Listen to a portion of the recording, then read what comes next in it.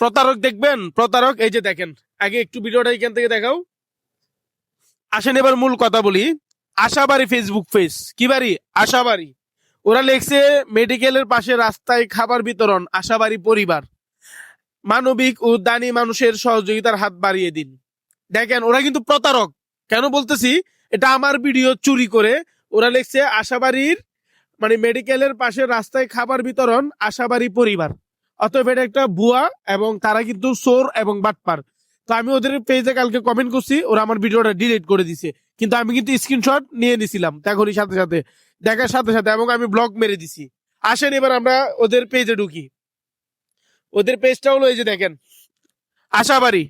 তো এই পেজটা যে খুলছে তার কিন্তু সৎ উদ্দেশ্য না, সে একজন প্রতারক এবং টাউটার এবং বাটপার। মানুষের ভিডিও চুরি করে ছাড়ে এবং লেখছে পথ শিশু ও ভ্রাম্যমান মানুষের ছিন্নমূল বয়স্কদের নিরাপত্তা নিশ্চিত করার উদ্দেশ্যে এই সংগঠন করা। অথচ এটা একটা ভুয়া সংগঠন এবং যে জায়গায় আমার ভিডিও চুরি করেছে। অতএব আমি কোনো সেলিব্রিটি না, আমি সাধারণ একজন মানুষ।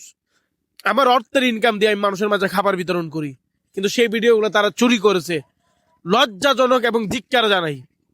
এবং এই পেজগুলা কখনো আপনারা জাস্টিফাই না করে কারো পেজে 1 টাকাও দিবেন না। পেজটা ভালো করে দেখাও।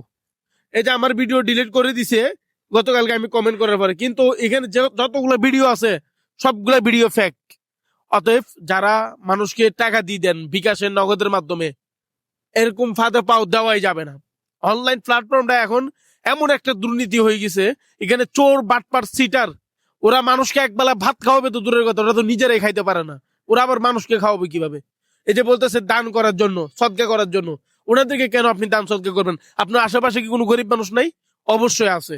অতএব আপনারা খুবই সতর্ক থাকবেন এই বাটপার এবং টাউটারদের হাত থেকে। অনলাইনের মাধ্যমে কাউকে 1 টাকা দিয়ে বিশ্বাস করবেন না, আমি ডাইরেক্ট বলে দিলাম। আমার কোনো ভিডিওতে আমি কারো থেকে 1 টাকা চাই নাই। আপনারা টাকা দিবেন, আমি ওই টাকা মানুষকে দিব, আই থিঙ্ক রং। আমি এটাকে রং মনে করি। আমার যতটুকু সামর্থ্য আছে আমি সেই সামর্থ্য অনুযায়ী আমি সেই কাজগুলো করতেছি। অতএব আমি বলতেছি না আমি বিশাল বড় কিছু হয়ে গেছি, তবে আমি যতটুকু করতেছি আমার চেষ্টা থেকে করতেছি। এই যে ওরা ভিডিওগুলো চুরি করে, ওদের মতো আরো অনেকগুলো পেজ আছে, ওই পেজগুলো থেকে সবাই সাবধান থাকবেন। এই জন্যই বলতেছি আমরা তাদের প্রতি ধিক্কার জানাই। তোমরা যেটা রিয়েল রিয়েল ভাবে করো।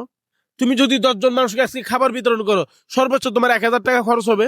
তুমি যদি 1000 টাকাই খরচ করতে না পারো, আরেকজনের ভিডিও চুরি করে ছেড়ে দাও, তাহলে তো তুমি কিসের মানবিক? আর তুমি যেভাবে সংগঠনটা সাজাইছো, মানে ফেসটা সাজাইছো, সেটা তো খুব মারাত্মক লেভেলের। মানে মনে হচ্ছে এটা একদম রিয়েল, অথচ এগুলা সবগুলাই ফেক।